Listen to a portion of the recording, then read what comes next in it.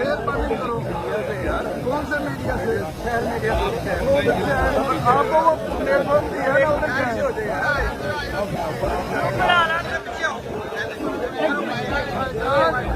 मेहरबानी करो यार, कौन से मीडिया से? शहर मीडिया से। आपको वो प्लेटफॉर्म दिया है ना, उधर कैसे हो जाए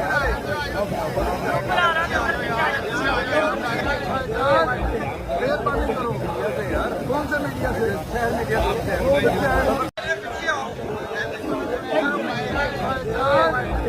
मेहरबानी करो यार, कौन से मीडिया से? शहर मीडिया से।